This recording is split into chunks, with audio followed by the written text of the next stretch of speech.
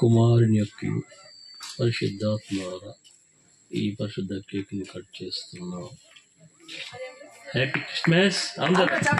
Happy Christmas, happy Christmas, happy happy Christmas, happy happy Christmas, merry merry Christmas, merry merry Christmas. క్రీస్తు నేడు పుట్టాను, క్రీస్తు నేడు పుట్టాను.